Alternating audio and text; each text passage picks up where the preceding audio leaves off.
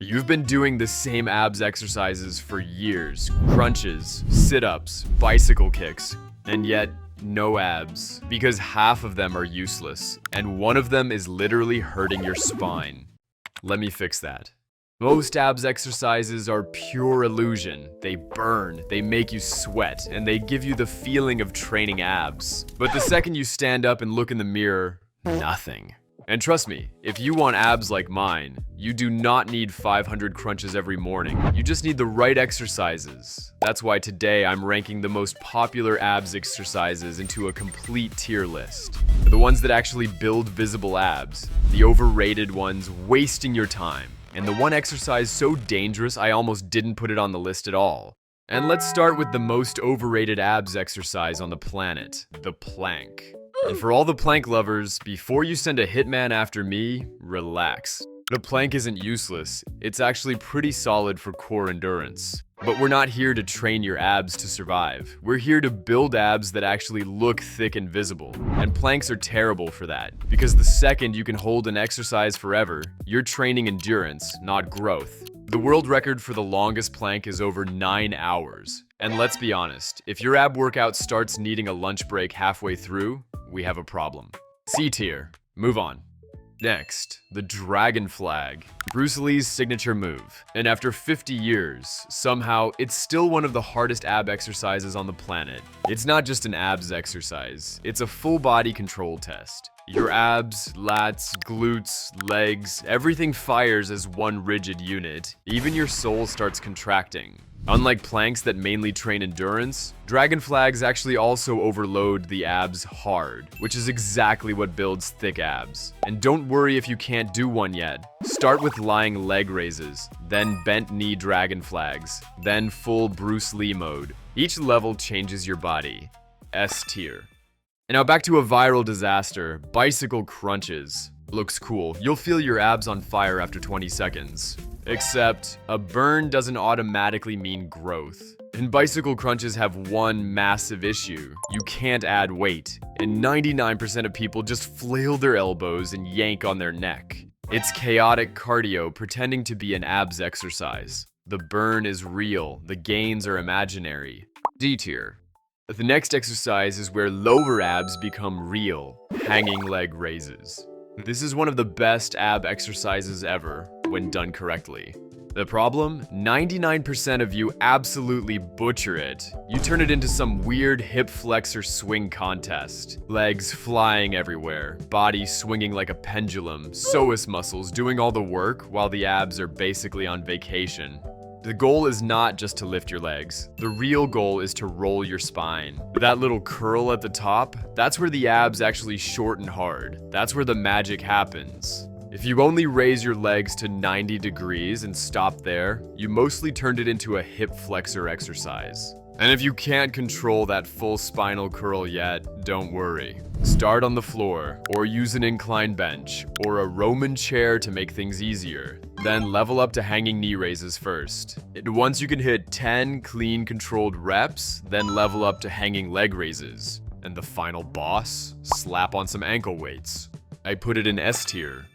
Now buckle up because we're going to the bottom of the list, mountain climbers. The most overrated abs exercise. Your abs are barely engaged because momentum is doing 90% of the work. Worse, you do them so fast your form turns into a floor flailing mess. Hips bouncing everywhere, lower back collapsing, zero control. You're not building abs. F tier. Okay, now we're cooking. The cable crunch. If your goal is thick, visible abs, this is one of the best abs exercises because it gives you what 99% of abs moves don't. Progressive overload, range of motion, and stretch. You know, the exact same things that build every other muscle.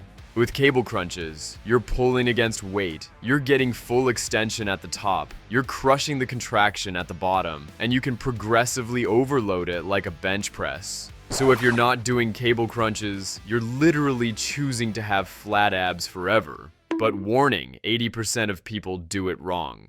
Start light, round your spine, feel your abs, then add weight.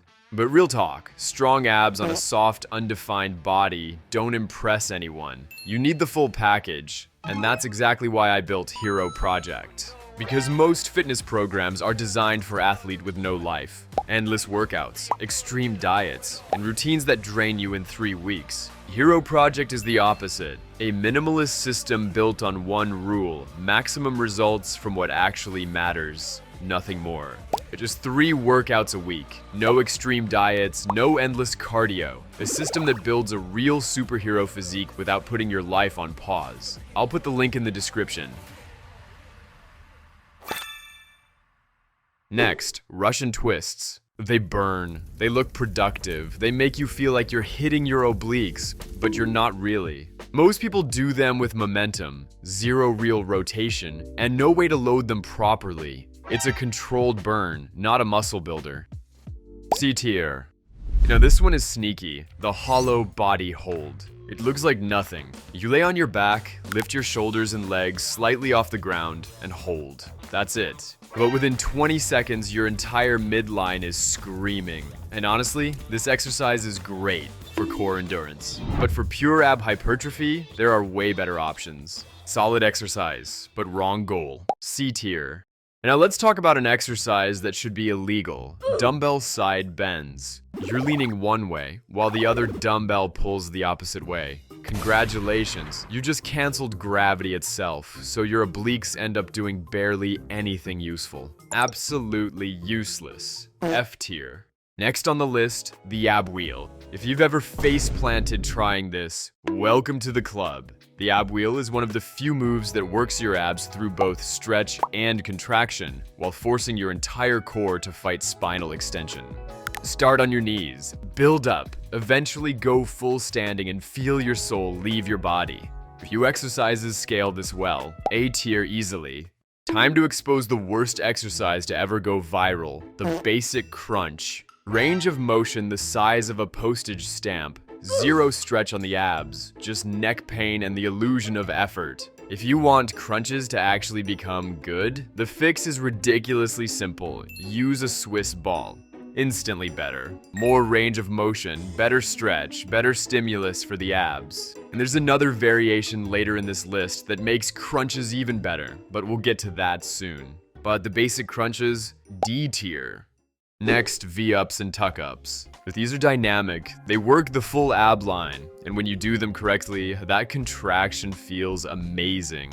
The problem, just like a lot of bodyweight ab exercises, they become awkward to progressively overload. So overall, great exercise, but not quite elite enough to be a main S tier movement. B tier. Next on the list, the dead bug. For rehab, core coordination, learning basic spinal control, totally fine. But we're not ranking the best exercises for physical therapy. If you're trying to build visible abs, dead bugs are doing approximately nothing. Zero stretch, zero overload, zero hypertrophy. Cool exercise for your grandma. F tier. Now this is what the regular sit-up wishes it was. Decline sit-up. The decline angle adds range of motion, gravity works against you, and you can load it with a plate to your chest to keep progressing forever, and you get a deeper stretch at the bottom, which is amazing for hypertrophy. Solid compound abs move. A tier. And finally, the side plank. Just like the regular plank, this isn't amazing for pure ab hypertrophy. You're mostly training endurance and stability, so to grow your obliques, not the best exercise. Straight to C tier. Now before some of you turn this tier list into a 2-hour abs marathon, let me stop you right there. Just because an exercise is ranked high does not mean you should do all of them in the same workout. Your abs are muscles, not Pokemon cards. You don't need to collect every single one. In reality, you only need 2 to 3 good exercises. Here's the perfect setup. Pick one main builder, like cable crunch. This is your heavy hypertrophy movement. 3 sets of 10 to 15 reps, and apply progressive overload. Treat it like a real muscle building exercise, because it is. Then pick a lower ab move, like hanging leg raises. Again, 3 sets of 10 to 15 reps. You can apply progressive overload with some ankle weights. Finally, pick a stability move, like the hollow body hold or the dragon flag. 3 sets to failure, and do this 2 to 3 times a week. That's it. Stop overcomplicating. Start chasing progress.